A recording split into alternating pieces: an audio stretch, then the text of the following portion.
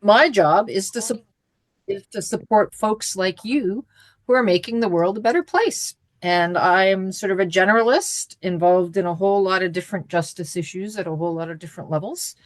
Um, and tonight I'm joined by my colleague, Emily Dwyer, who's the government relations officer, and will probably tell you a little bit more about herself when she starts her piece of the program. And then we have our fabulous digital, I'm not even sure what Andrea's official title is, but she's a wonderful colleague who's helping us out with all the technical things this evening. So that's fabulous.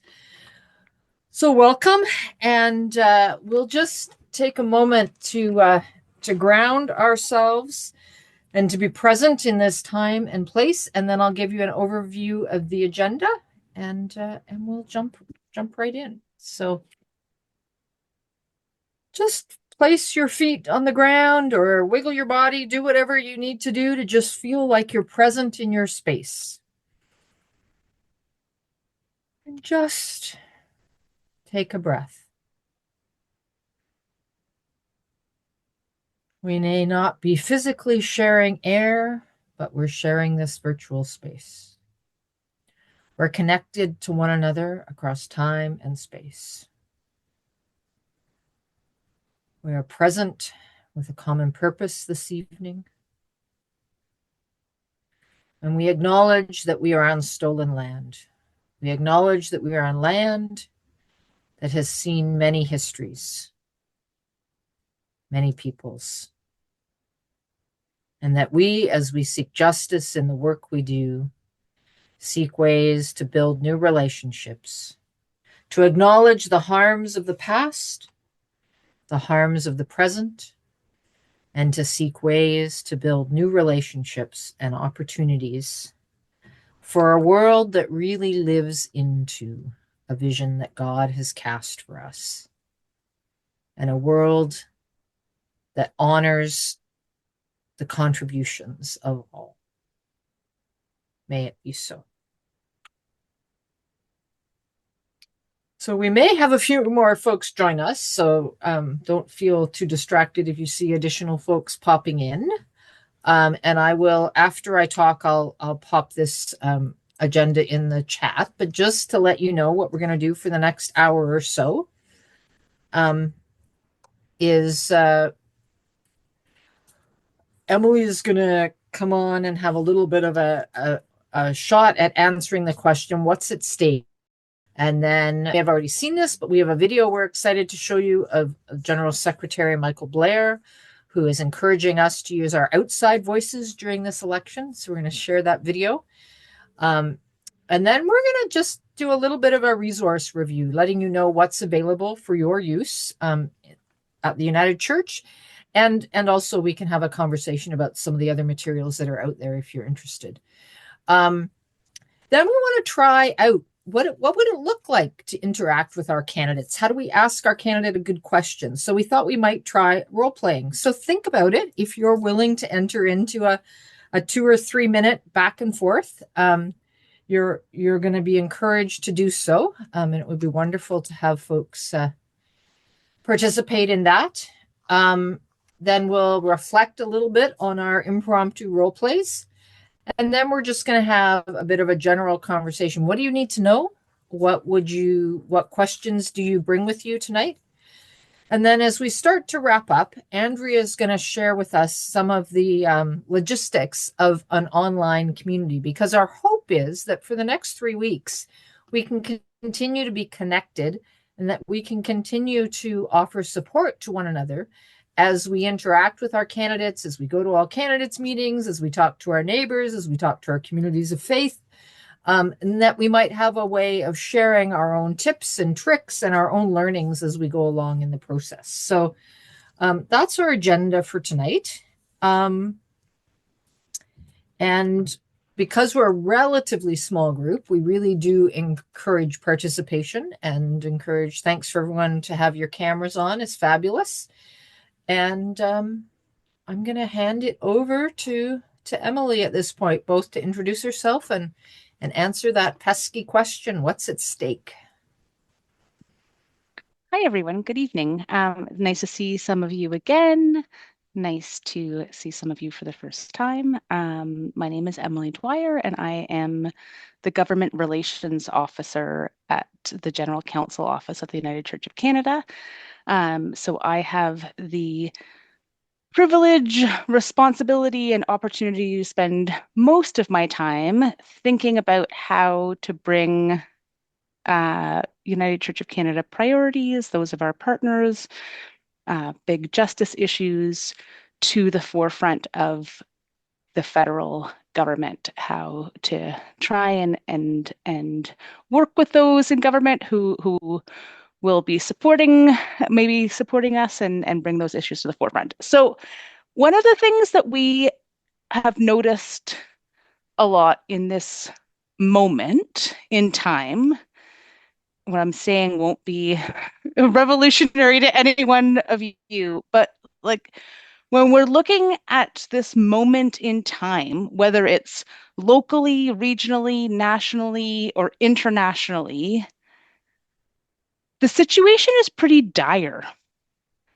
Like the poor are getting poorer, the gap between rich and poor is widening, fundamental rights and structures that we kind of collectively understood to be solid and entrenched are being rolled back. So things like equality, equity, fairness, individual human rights, some principles of peace and international order, youth who are talking about their future are seeing kind of an absolute climate emergency coupled with economic crisis. So, challenge in finding jobs, challenge in finding adequate, affordable housing.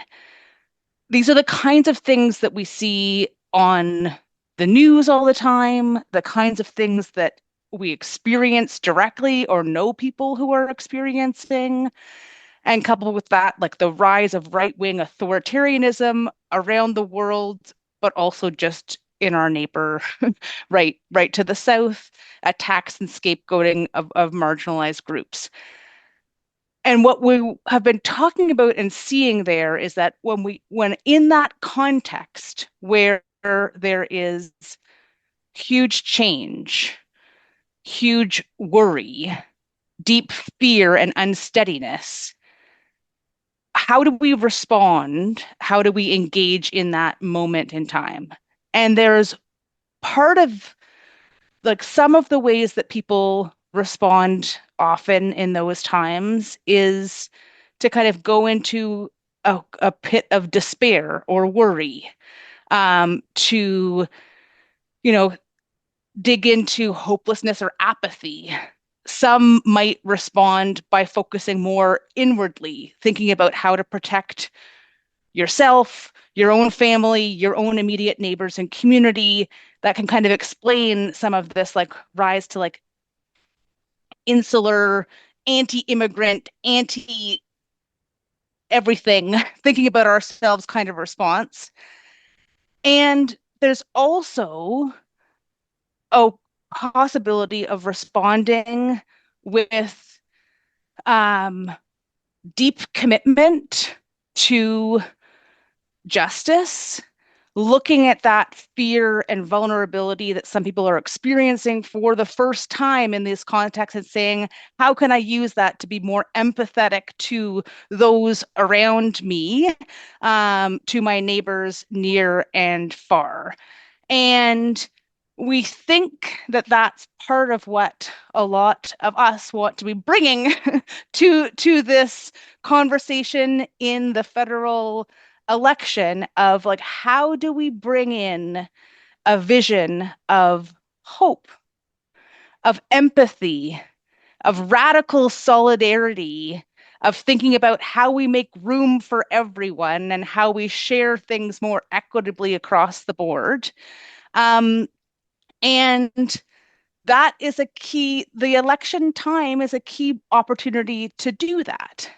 Even even if in your riding, in your local community, there's an MP who you know is going to get voted back in again, or a certain party, or whatever, even if it seems kind of laid out and planned, it won't change the vote.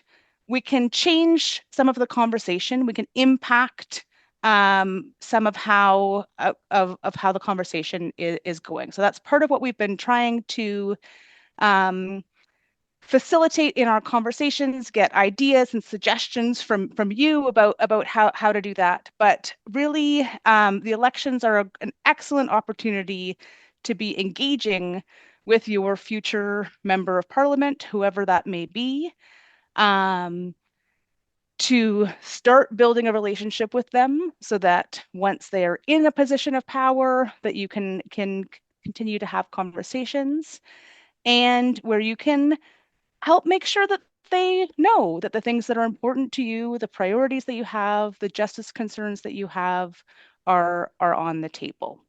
And also by speaking up about those things in this moment, it can help to change what others think is possible to be dreaming about in this time. So we've put together some resources that are now all on the Faith and Politics page of the United Church of Canada's website.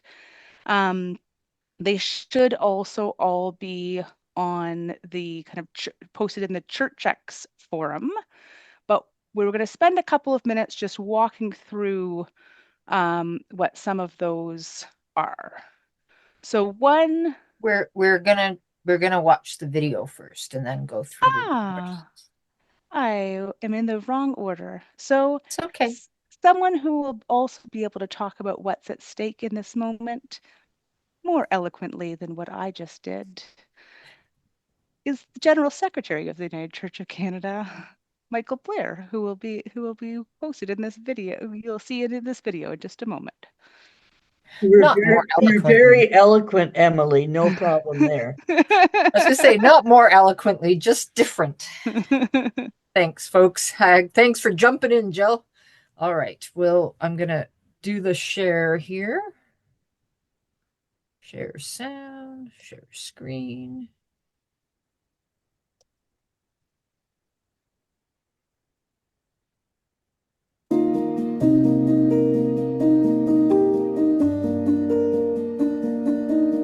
In these turbulent times, as disciples of Jesus seeking to embody Christ's presence in the world, we can choose to join together to uphold our shared values of justice, peace, liberty, and the care for all of God's people.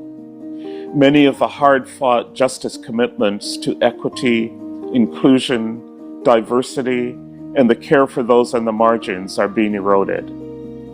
It is critical that we fight to ensure we stop this erosion. So when it's time to vote, I will be thinking about my neighbors and vote in my values. Instead of assuming sameness, we can celebrate differences and affirm the inherent worth and dignity of all people made in the image of God. We are deeply concerned about global crises like the plight of the refugee, climate change, rising inequities, and the escalation of wars. We seek a Canada with doors open to the world. We commit to advocating for the human rights of all, ensuring spaces for authenticity and bold belonging.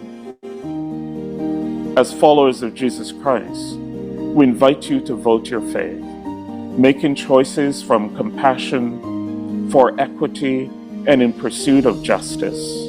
Together we can foster bold belonging. Together we can love our neighbors near and far.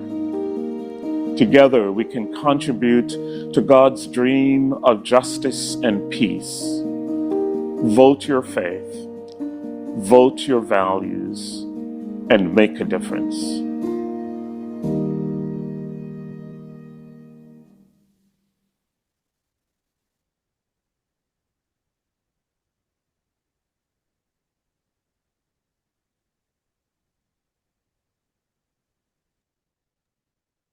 Now it's back over to you, Emily. Now it's back over to me. So we were just going to walk through quickly. I'm not going to go through all of the documents, but just let you know what's there for you to be able to have a look and see.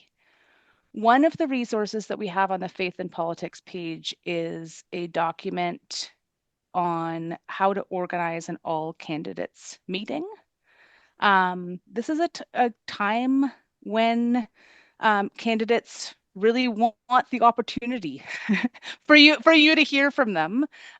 So it's not to say that everyone will agree to it, but it is an excellent way of having a conversation um, with all of them. And there's a step-by-step guide there about how to organize it, how to prepare, how much time to think about, etc. So just to know that document exists for you and is a great opportunity to be raising your priorities, meeting who will be your future member of parliament, and getting to know them a little bit and having them get to know you and your priorities as well.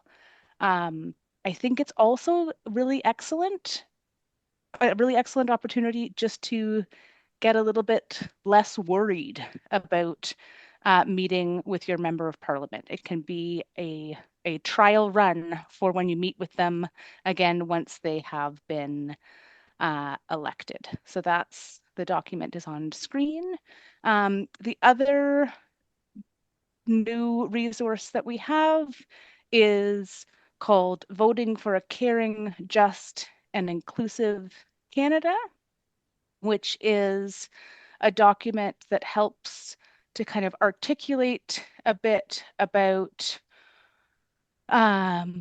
why it's important to be engaging right now, why it's important to be vocal, to be informed. If you haven't already seen it in your midst, there have been some webinars on disinformation and spotting and identifying it and the roles that we can play in that, and the importance of going out to vote. And in the next pages after that introduction, we have some tip sheets for key priorities that we have engaged on or that with partners and others. And those all follow a simple formula of a suggested question that you could ask to raise this with your candidates, and then some background information about the issue and a few other pieces to links for additional resources. The questions are designed to be a suggestion. You can make it your own, or you can read it word for word. You can translate that into an email that you send to all of the candidates, or have it on hand with you in case a candidate comes and knocks at your door. So really, it's intended as a resource to help make you feel more confident in those conversations, but you can adjust them as you need. There, we have not covered all of the priorities of the United Church of Canada's justice issues, nor all of the priorities that you will have.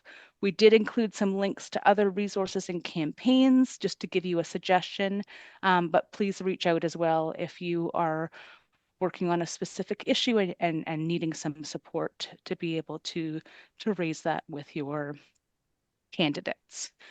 So those are those kind of key resources. And as I mentioned when I was talking, one option is to host an all candidates meeting. That is a great forum where you can hear all of the candidates together. You can bring in the broader community, etc. If that's not possible, it doesn't have to stop there, your possibility of engagement. You can talk to the candidates, you can send them an email, you can wait for people at your door, you can encourage others in your community of faith to engage by sharing these resources with them. You can talk to your neighbors either in person or by posting something on an email group or social media chat. You can write an opinion piece in your local paper saying, here's an issue that I care about that I am going to be thinking about before I vote and that I've asked all of the candidates in our riding to answer me about. And I'll let you know when I hear back. And another thing that another resource that we have is just from the PowerPoint from the last session that we did, in case you missed it, which is on kind of how to pivot the conversation when you're talking to an elected official or a potentially elected official. So just that our PowerPoint is there, but there are some ideas about how to pivot the conversation. So one of the things that I normally do before I talk to a decision maker of any kind is to identify one, maybe 2 points that I absolutely want to have come out of my mouth before I leave the conversation, and 1 or 2 things that I want to have the person say back to me. So you could study the candidates who are in your region, see their history on an issue, and think about, okay, could I ask this person in a first meeting to commit to support a framework for a guaranteed livable income, if that's the thing you care about? Or is the thing that I can ask to say, can I get this candidate to promise that they are going to read an article that I'm going to send to them and agree to meet with me again within 2 months of being in office? That's the kind of thing that you can do, but keeping them on track and making sure to keep the conversation on your priorities is something that we would invite you to think about. I think that is, we wanted this to be fairly interactive, so I think I might pause it there. And Andrea, you have your hand up.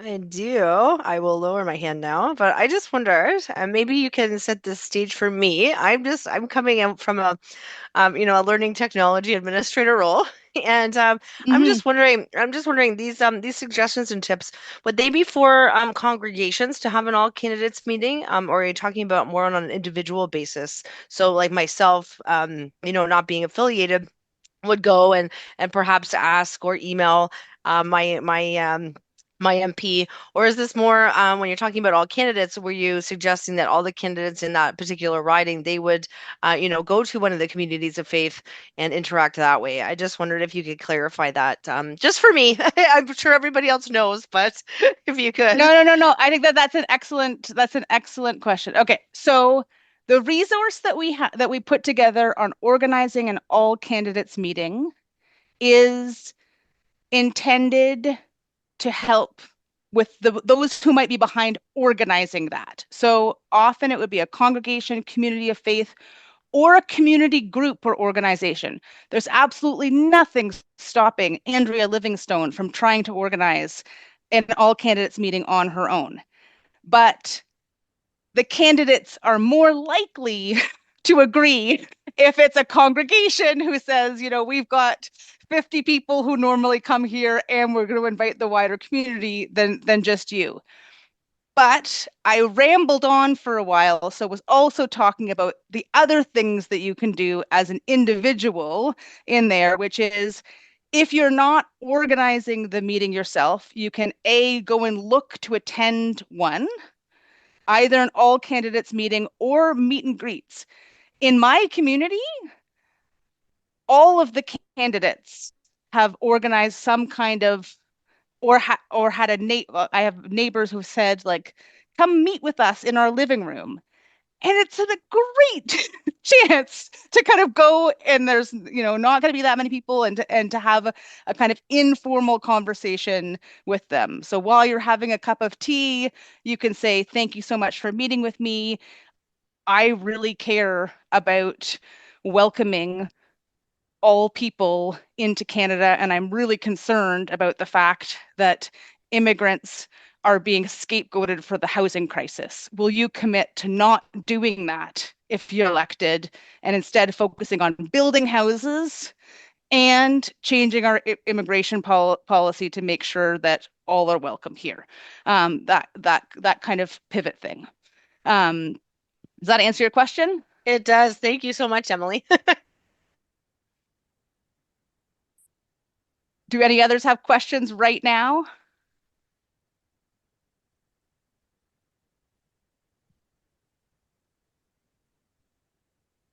All right. Thank you so much, Emily. So we wanted to give you a chance. Think about us sitting in your church hall or wherever it would be that you might be gathering in person. We want to take a moment to see. I'm going to be the candidate, and I'd like somebody to volunteer to ask me a question and to just have a little bit of an impromptu role play.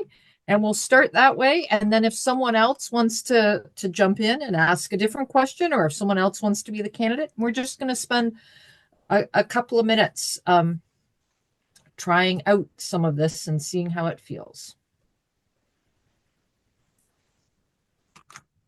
So just unmute or put your hand up, or whatever's the easiest way for you to signal that I'll be the candidate, and you can try and give me a tough question.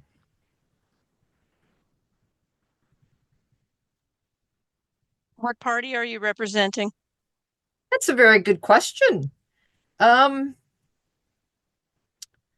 Let's go outside my comfort zone. I'm going to represent the Conservatives.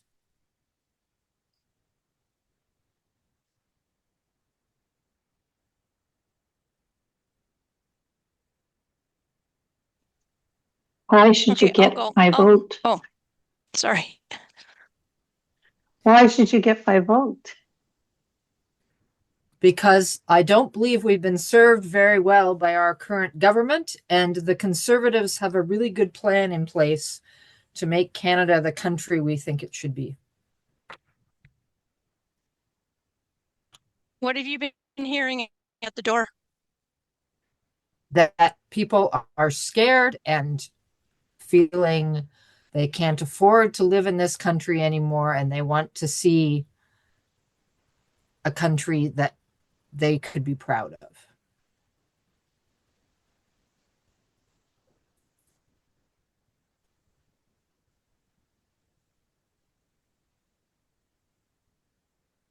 Go ahead. Go ahead, Brad. I'd like to ask the Conservatives why their leader doesn't get a security clearance. Well, Pierre feels very strongly about some of the decisions made by the Liberal government, and for him it's important to not go down that road and discover what is there. You'll have to explain that one a bit more, because every prime minister and future prime minister, I think, before him has gotten this, and it's to me it's screaming that he's got something to hide. And why would I vote for somebody that's not going through the hoop to get a security clearance? It doesn't make sense to me. And I think I've heard some reaction that there's some posturing that he's somehow disallowed some kind of he's enabled by not getting a security clearance in Parliament. I don't really understand that, but to me, that's a huge one. Thank you. That's a really good question, Brad.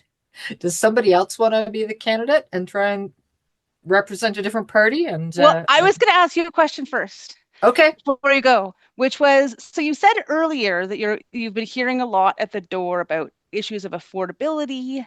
And we also know that this is a really important issue. We're hearing it across congregations and communities of faith across the country, that people are really struggling, especially the poorest of the poor are, as you can imagine, were having trouble before feeding themselves, housing themselves, and now it's even worse. There is a really wonderful solution to this, which is a guaranteed livable income. And there have been pilot projects in different parts across the country. Um, Given that you're hearing so much about affordability, is this something that you would be interested in hearing some more about? And would you be willing to commit to have a meeting with me, maybe bringing in some of your colleagues if you're elected? I'm willing to hear a bit more about it, but I need to be upfront that we've got a plan in place to provide some tax cuts for Canadians, and that we believe that will make a difference to many of the people who are currently struggling, and that we're really looking proactively at how to engage the private sector in making things more affordable for the people they're serving.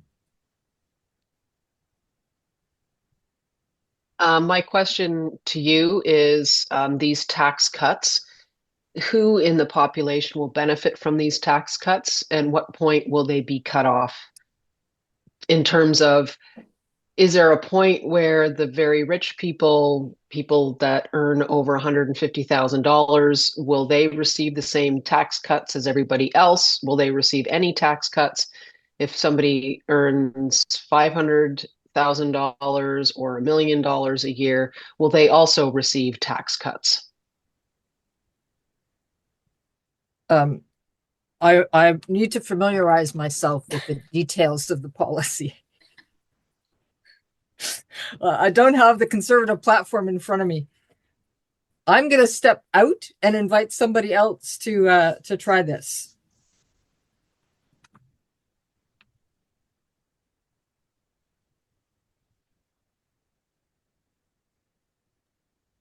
That's scary to do, Beth.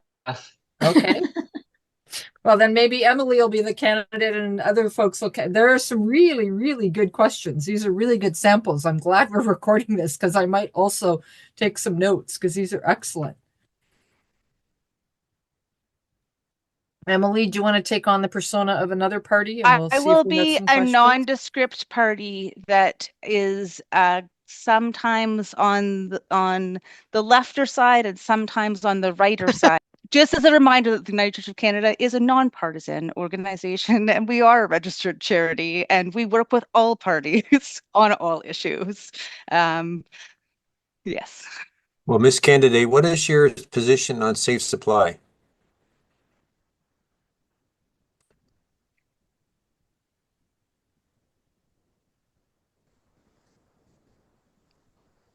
I don't know what our position is on this, actually. I've just come into the party a few weeks ago, but I'm really running on our legacy, and I think that we have had a kind of good response of having, some treatment centers as being the cornerstone of what we're doing on this. Well, I think our church, people in our church are for safe supply, and I am. I think it's important that people that have addiction issues don't also have to uh, deal with drugs that are deadly, more deadly, on purpose made more deadly. And I think it's an important, policy that there's been far too many people compared to the AIDS crisis in the 80s. Our drug supply problem now with deaths from accidental overdoses is far greater, and the AIDS problem got much more attention for some reason. So people are not paying attention, and including that means politicians are not paying attention to this. Yeah, I hear what you're saying. I think I can really hear the concern that you have, and I'll definitely think about it. as I reflect about it, I do think that this might be more because we have a division of powers in Canada, and healthcare is a provincial issue. So I'm not quite sure what the federal government is able to do about this, but I could certainly take it under advisement and check with our colleagues afterwards. I just want you to kind of have your expectations be that I'll carry this as far as I can, but my hands might be tied in terms of what we can do at the federal level. Yeah. Spoken as a true politician. I'd love to hop in and just say thank you so much for meeting with us today. I'm grateful to hear your perspective on things. And one of the things that I hear a lot, and I expect you do too, is the concern that Canadians have for the desire to feel safer. And your party has been talking about bail reform. That's a term that can mean a lot of different things to different people. What does it mean to you and to your party?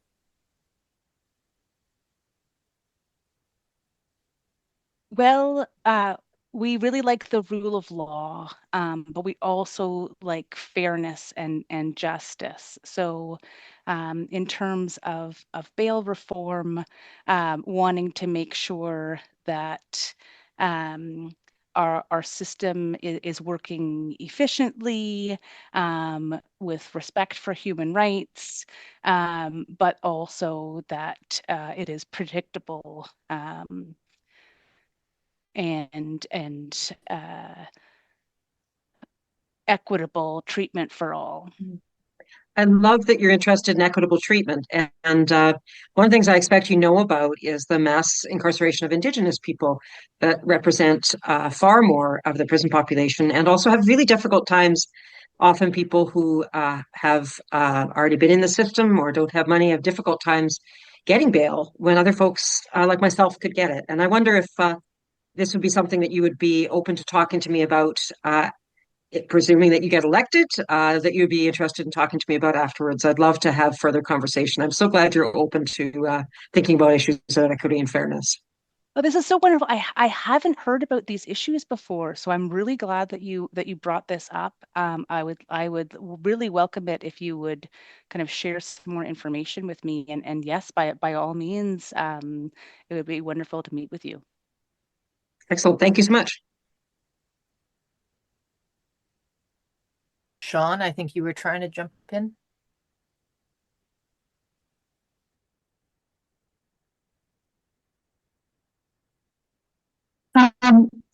We know what is happening south of the border of us, and there's a lot of people in our communities of faith and people that we advocate for who are really worried about the protections for 2S and LGBTQIA plus folks. And what will you and your party do to ensure that those protections are deteriorated and we don't start letting some of what's happening south of us drift into our policies and stances as a government, as a country? Part of the United Churches, we've been very vocal and supportive of those rights. And so we want to continue to be advocates, and we want to see those rights protected. So can you tell us a little bit where you are on this and what you can do if you're elected to also be a strong advocate? Yeah, well, I think that the legacy of our recent kind of progress on this speaks for itself.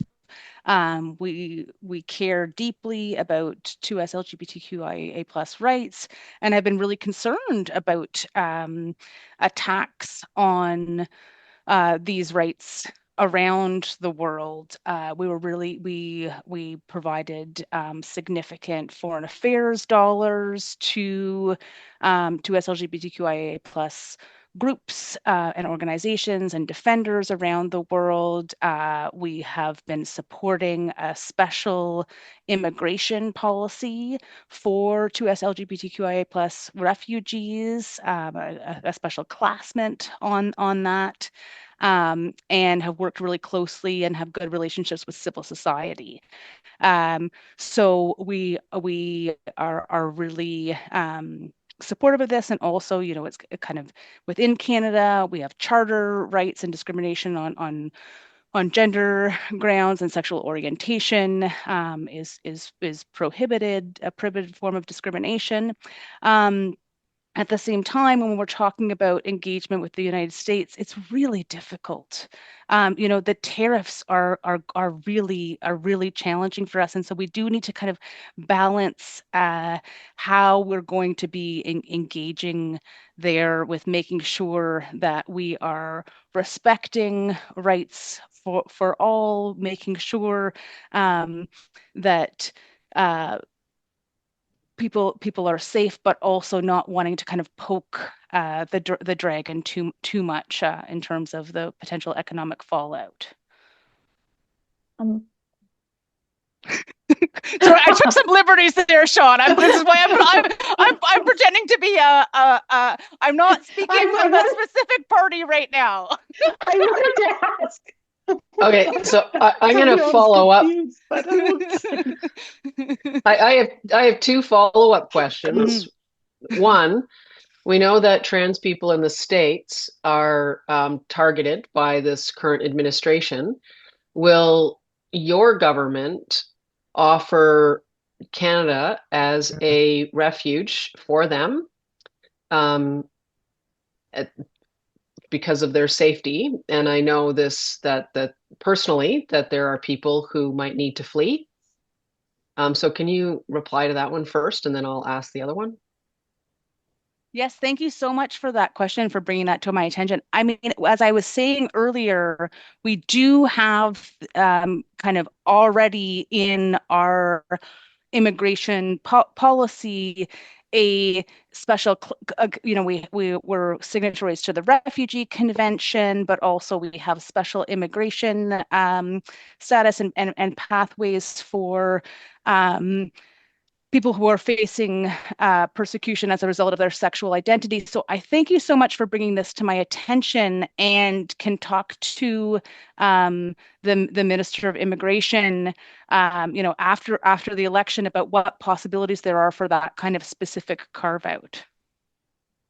I would really prefer if you went to whoever might be involved in setting the immigration agenda and get back to me about a promise that you could keep with respect to people who need to flee their country based on violence, particularly trans folks in the States.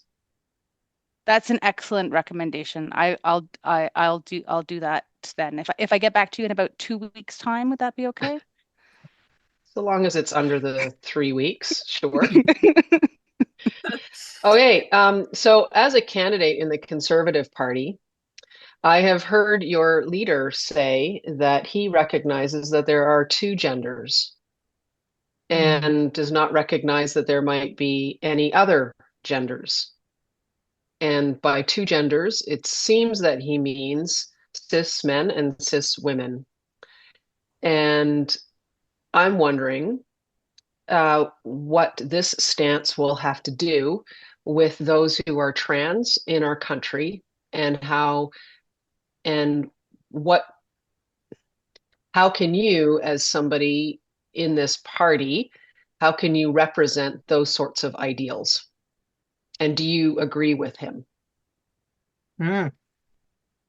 Yeah, despite some of the comments I've made before, I'm not actually a member of parliament or a candidate for the Conservative Party. So I think I should pass this over. I switched your role over to my colleague over there, just to say that my party's stance is fully it recognizes the rights of all two-spirited LGBTQIA plus peoples, and will do everything in our power to make sure that those rights are defended to the last. And yes, you should vote for us and not for that guy because of our stance on this issue. But go ahead, colleague across the table.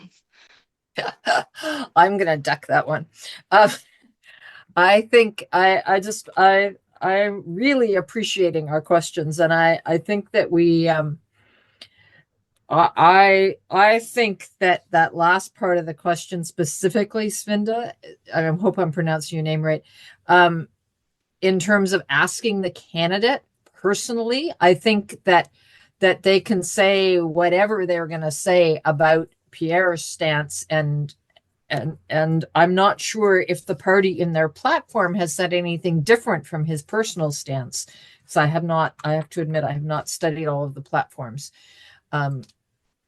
But finding out what your local candidate's stance is, I think that's really brilliant because it gives you a sense of where they stand and how they might serve the community, regardless of what their party is. So I just want to take a couple of minutes to say, what did you notice? What would you do differently if you were asking the question or if you were being the candidate?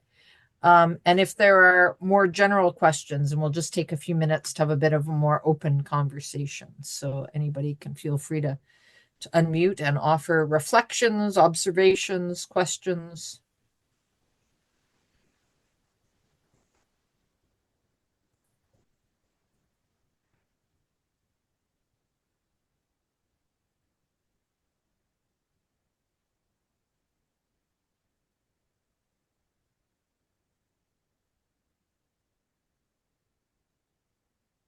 I find it helpful to hear different kinds of questions being asked, like the guaranteed livable income. I hadn't thought about that one, which kind of is weird that I haven't, but I haven't. So thank you for putting that on my radar. And yeah, so it's helpful to hear how other people ask a question, and it's helpful to know that I don't have to be okay with the answer and I can push somebody. Mm-hmm. Yeah, that's really helpful.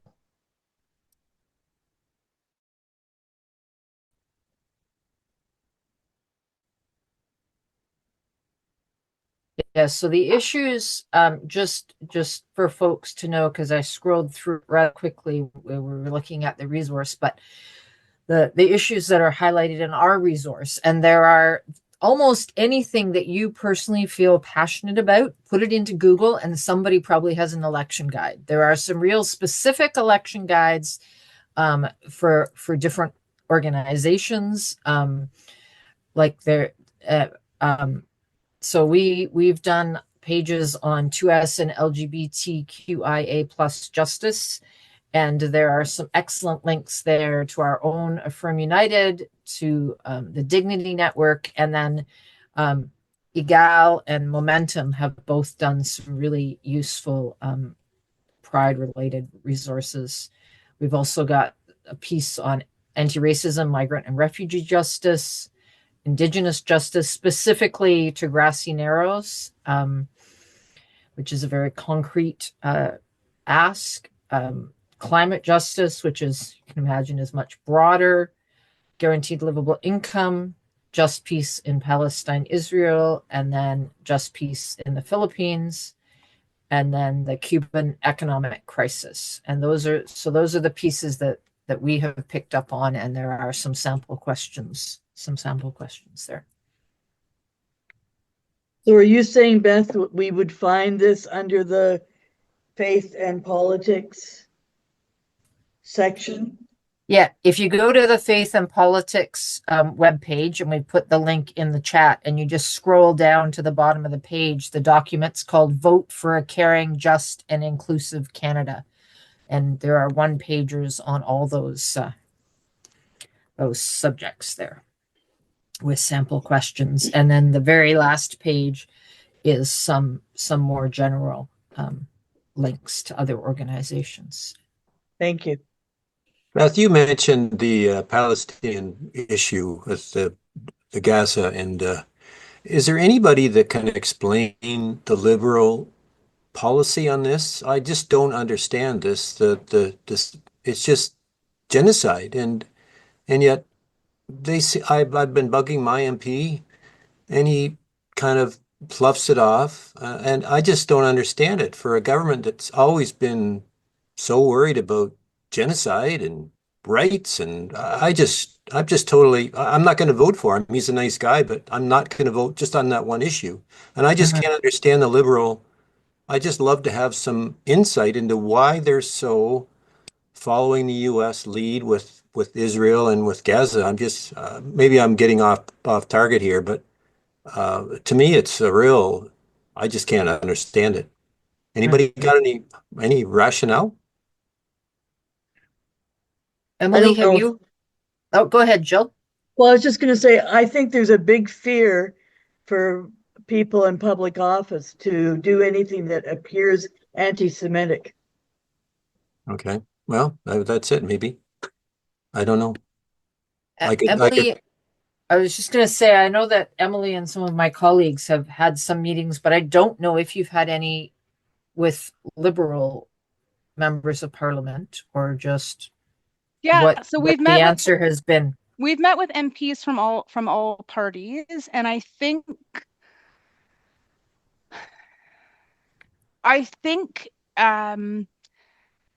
politicians are often trying to find the magic path where they won't get a ton of criticism from anyone. Hmm. And there are some issues for which you need to take a stand, even if there might be some costs or blowback Yeah, from it.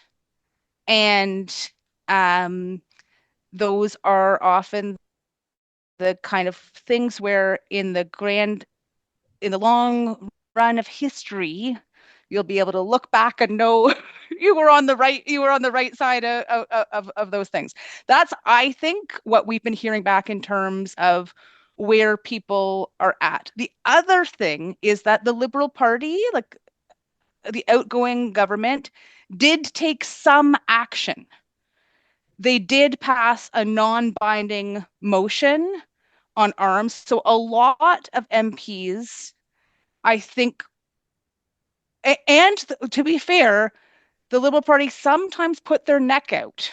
Like Minister Jolie did say, like they have gone further than what they have done in the past on this issue. They have at certain moments done some pieces. So I think that there are some MPs who think that they've done as much as they can. There's also the question about how much a kind of Canadian government can influence over the whole, like I'm trying to give you back the answers back that we're getting that's from fine. people. Yeah, it's nice to Yeah. hear. Yep. Yeah. Thank you. But I think that, I mean, just to kind of follow up on that piece around in the election, I think it is like what you've just said, Brad, is so important for you to say that, like, if you were to put together a short email to all of the candidates and say, I've asked this MP or this candidate about their position on this issue, and because of their unwillingness, I'm not going to vote for them. What do all of you think? Because I think it's important to put that thing on the public record. Yeah. And then also you can get some information on their stance, and they get a signal about what the things are that are impacting people's votes. Because we know that the main thing is US tariffs, but there's also a lot of other pieces that are really that really matter to individual people, and that also like matter enough in terms of their individual vote, but also matter in terms of what they want the government to be doing after the election. So it's a good opportunity to kind of put those things on the table Thank now. you. Thank you.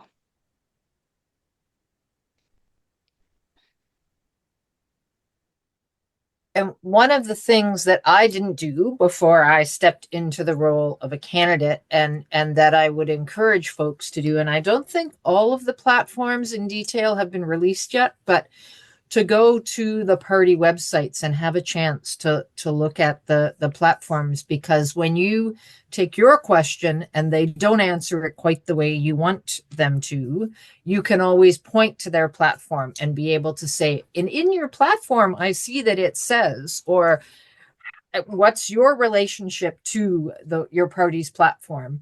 And that can either strengthen or again redirect the conversation. And it also gives you a little bit of a sense of how they're framing this election.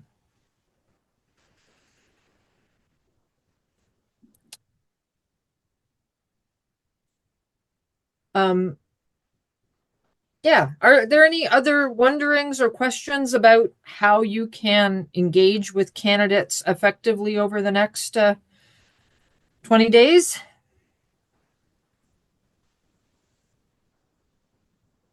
My hearing what you're suggesting, Emily, is that even reaching out in some way to all the candidates of your local candidates is opening the door to do more advocacy later on. That's the real, in lots of ways, that's the impactful thing you're doing right now. That's what I would suggest. I think there's lots of levels of how you can engage. If you have the time to be an expert on this and to know all of the issues and the policy and research the candidates and research the party platforms and all of that, great. You can try and get candidates to make like public commitments in a public forum about an issue and hold them to that later on. That's what, like, as civil society organizations, we send out like questionnaires often to the different parties to get them to respond, and then we can use that afterwards, saying like, you promised to do this, and hold them to it. You can do that on a micro level with your candidates of trying to get them to commit to something. But I think the biggest barrier most of us have is by thinking we're not prepared enough to talk to our candidates. So what I would say is best would be if everyone did no research, no planning, and just wrote an honest note to their candidates and said, here's my name, here's where I live, like what community I live in. Here's a couple of things I care a lot about. I'd love to chat with you a bit about this and hear more about what you have to say. That would be really helpful, because the more that we can engage with MPs, the more we can move things along going forward. And the most impactful kinds of kind of policy change and impact that I've seen has been the result of a couple of people across the country having really solid relationships with their member of parliament. So sometimes you can start that even without any of the issues. But it can just be like, I'd like to get to know who the candidates are in my riding. Can you share a bit more about yourself? So that would be like, that would be the one thing that I would say of being like, yes, just make contact, and that would be great, and share that message around. Yeah.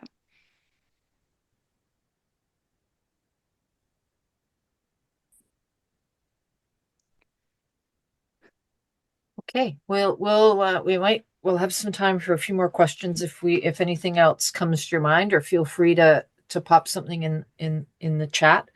One of the things that we're hoping to do long term, those of you who are with us back on February 25th, and we began this, and then we're hoping this is a second one. We're looking at continuing to do webinars and opportunities for us to gather virtually to look at how we continue to be strong voices, because there was a time where institutional voices had strength. But even in that moment, it is the committed individuals who are speaking to the elected officials that really sway the difference. One of the young men that we have been doing a little bit of work with was very concerned about a local issue in his community, and at 17 went and was deputized, presented at his city council, and as a result actually ended up being able to do an internship in the mayor's office, and has learned a great deal. And so one of the things that I think is just quite fascinating is hearing his story helps us then to think about how we take what we're passionate about and talk to the people that we can influence. And so our hope is to have a bit of an online community over the next 3 weeks, but then over the next longer time frame as well, where we can share stories that have worked. So, if Brad reaches out and talks to his candidate, what happened? What was the result of that action? And we really hope that those things will get shared on our platform. And Emily and I are committing over the next few weeks to read the newspaper and other forms of media, and to plant a sample question to give us a bit of a case study to work with over the next little while as well. So to give you a bit of a taste of how this online community works through the ChurchX platform, through our United in Learning platform, Andrea is going to share with us a little bit about that, and I'm just going to hand it over to Andrea, who can introduce herself and share some of this with you. Sure. Somehow though, the host has taken away my participant screen sharing privileges. So if you can just put me back as a host, Beth, if you know how to do that. I will. There's just I don't know how that happened. Yeah, it's okay. There we go. I'll come back. There we go. Okay. There we go. Okay, so what we want to do is continue an asynchronous, which means, now that we've had this session, we continue that learning. So we continue it by socializing, by asking questions, by learning from each other. So I'm just going to share the discussion forum. It'll just take me a minute here. And I'm going to go screen 3. And share. Share. There we go. Just taking a little bit slower because I'm recording on my screen here. This is not the one, of course. Hold on 1 second here. Apologies. Let me just share the right one here. I've got 3 screens going, so. Okay, there we go. And share. All right, so I'm going to bring this over here. We go. Perfecto. All right, so hopefully you can see my screen. We've got the discussion forum week 1. Everybody can see that, I'm hoping? Yes? Not yet. Okay, it might just be taking it some time. Yeah, it says you've started screen sharing, but it hasn't quite got to it. Okay, yeah, I am recording, so it is taking a little bit a longer time here. There, you see it now, There I we hope? Okay. Yeah. Okay, perfect. So this is our discussion forum here, and all we have to do is add a discussion topic. So what I'm going to do is I'm going to actually post a question into the chat, into that discussion forum now, and you should all probably, and it might take, again, it might take a little bit of time just based on, I'm just going to put the question here, just based on the fact that I am recording this. So it is there's a little bit of a lag here. So I'm just going to post that question there, and I'm going to post that to the forum. And so probably most likely you are, hopefully it doesn't take 30 minutes, but you will all receive an email from that question. So if you do not want to receive all of these questions back and forth, so you will receive everybody's responses, everybody's answers in your email. If you would like to unsubscribe from that, simply press the unsubscribe button here, unsubscribe from forum, and then you will not receive those emails. So if you'd like to then just come back to the discussion forum through ChurchX, and then you'll just see the discussion forum along the side here in your course. And then you can, from this question, I'll just select that again. And you can, if you just scroll down here, you can edit, and then you can reply. You can reply to that question. You won't be able to delete or edit if you did not write the question, but you can reply directly to this question in that forum. So I think that probably, does anyone have any questions about that? So, what we'd like you to do, and I know Beth and Emily are going to post questions to you throughout these weeks asynchronously, so you can all comment and post back and forth. And we'd like to continue that learning throughout the next few weeks.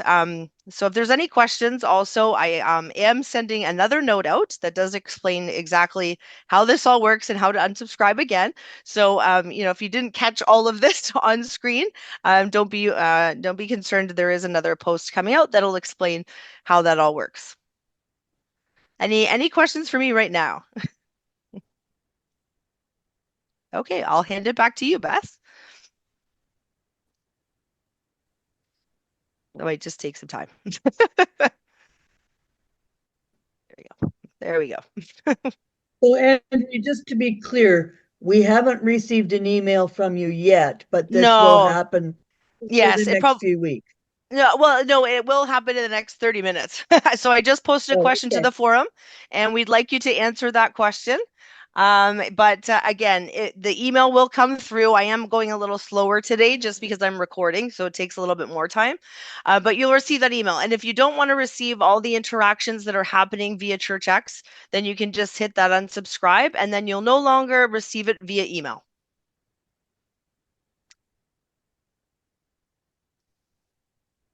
So, and what it means then, the gift of it is you can go in and you can start a new conversation. So let's say, and I pick on Brad for a minute. Let's say Brad followed up with all of his he decided to ask that hard question from the Liberal candidate and actually got a really interesting answer, and so has decided that that's worth sharing. So he would log into his ChurchX account, go to the forum and say, hey folks, this is what the Liberal candidate said the real reason for their behavior is.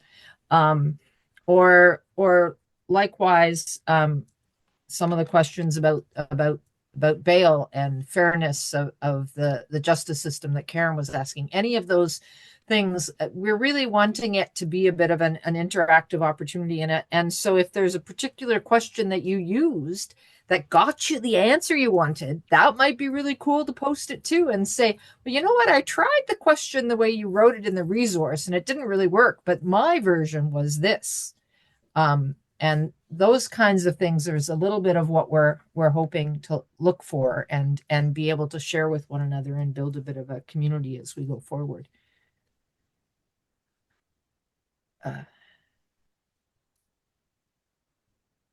This is just a chance for some reflections, some questions, some queries. This is just a little bit of open conversation time. There are other things that have come to your mind, Emily, or to other people's minds as we have. Sean? I know that it's important about reaching out to candidates, but one of the things that concerns me these days is just how hard it is to just engage our neighbor in conversation and with other people. And we tend to, there seems to be a lot of reticence. Like I remember, like even 10 years ago, people would engage. I come from the Maritimes, so people talk to politics all the time. But people would chat about things and you would have like heated discussions, but respectful discussions, like civic engagement. And I don't know if I expect it's the same if I was still at home, but I noticed just this real reticence for people even to talk. So, for example, the people I park next to in this apartment building go to the United Church as well, that I'm in this new small community. And I noticed the other day that he had a whole bunch of lawn signs at the back of the parking spot for a certain candidate that I wouldn't be voting for. And it's like, first my reaction, I even felt it in myself, like, ooh, because these are really good people and they're really involved in the United Church. And I'm thinking, I really need to have a conversation with him. It's just tell me about why, I'm new to here. Tell me about why you're supporting this candidate. Like, what should I know type idea. But it seems like it's a really hard climate to even risk having those conversations. And I'm lamenting the impact that we can have just by having these kinds of conversations with, our neighbor. That's all I need to say.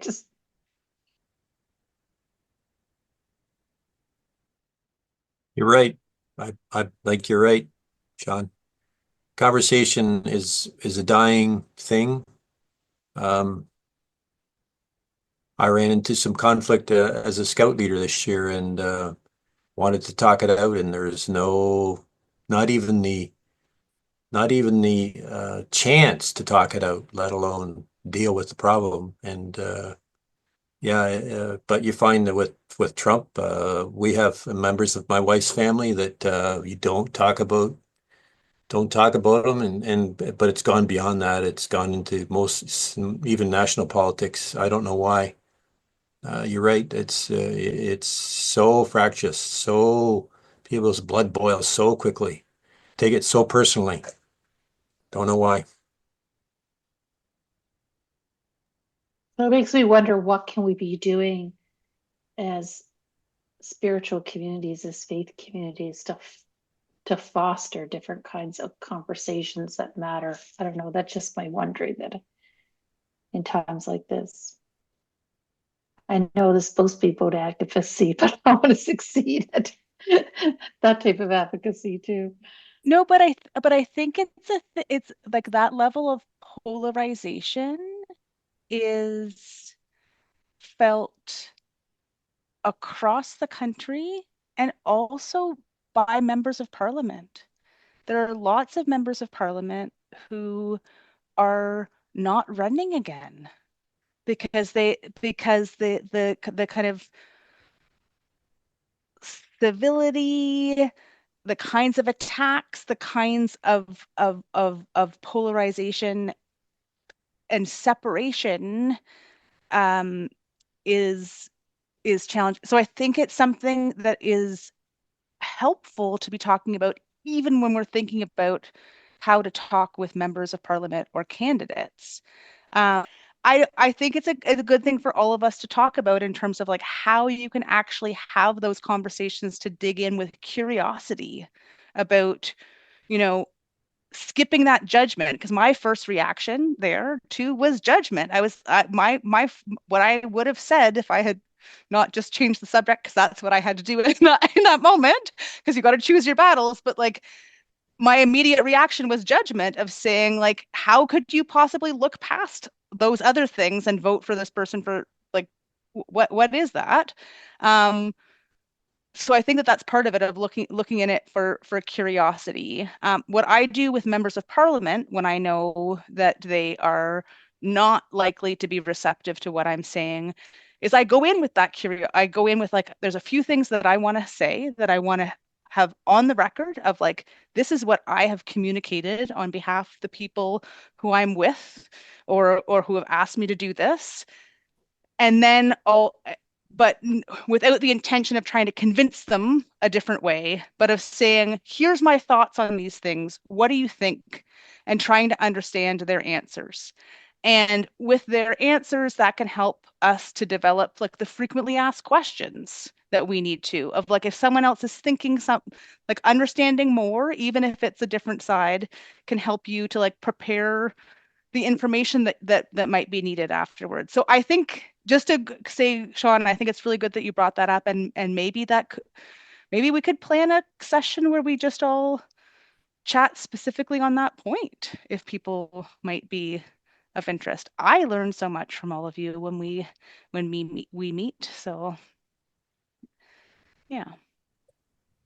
I think exactly what the way you phrased it here as you told the story, Sean, I think for me is one of those ways of saying, I notice you have, these lawn signs, and I'm new here. Can you tell me about, and see where that gets you? Because really, that is one of the ways we're going to try and overcome this ongoing polarization is sort of a curiosity and a willingness to figure out how to engage with one another in authentic ways. Do any of the rest of you have suggestions or strategies? Jill? I don't have a suggestion. I just have a confession that I find that I think I used to be much better at conversation than I am now. I don't quite know why, but I think I find it very hard not to be reactive. So I'm aware of be curious, Jill, don't be reactive. But I must say, I kind of go into, I get reactive and then I go silent because I don't know how to respond in a way that I feel is reasonable, that I would listen to me. So I think yeah, we need a lot of practice in terms of getting into a better comfort zone around sharing different opinions. Anyway, so no answer except maybe.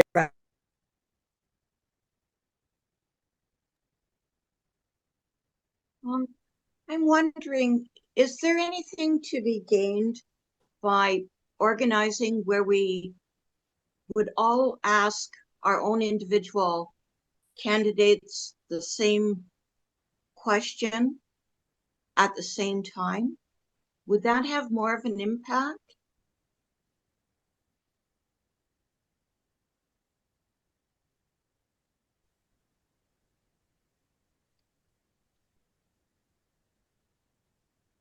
I think there are some campaigns that are organizing exactly that. So things like the campaign around foreign aid has specific questions around or like asking people to share a video about why international aid is helpful and impactful, and having similar questions for candidates. Those kinds of campaigns, that kind of strategy is helpful in terms of if you can mobilize people across the country, you can have like data and stats back from it.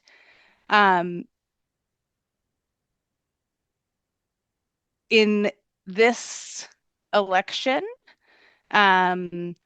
we, when we were talking about it, we're thinking that it made sense to be saying like bringing justice, empathy, and caring to the conversation is kind of that. Like it's kind of bringing that question in, but in a broader sphere, Janet. But I think that maybe we can think about that in terms of timing for post election around certain moments in time.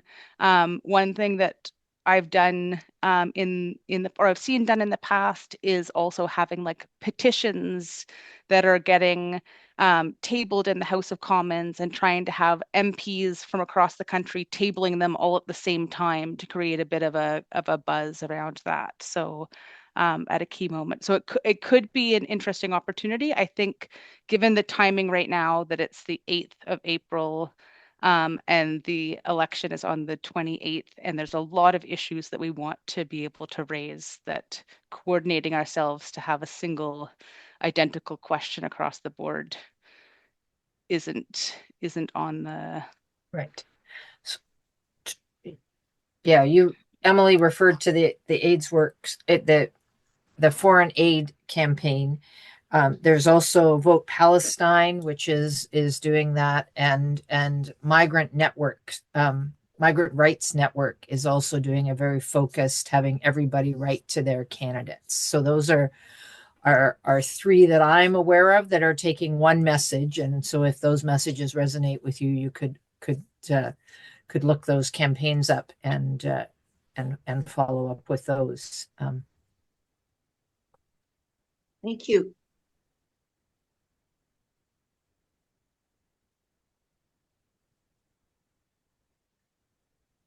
Any other thoughts, wonderings, questions?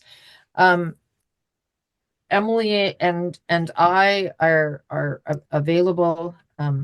This is not your only chance to interact with us. We will, as I said, post some things and look forward to seeing you posting things. I'm just putting an email address here, and that email comes to both of us, and is a place where you can think of anything else you want to check in about.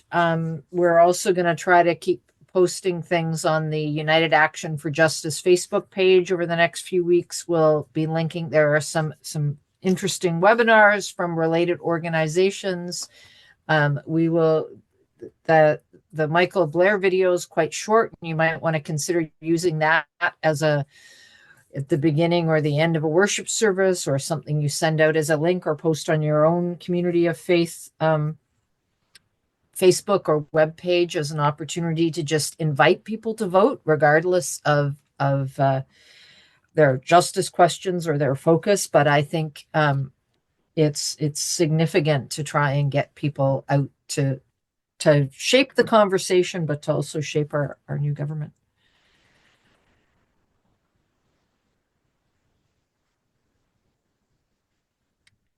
Any last words?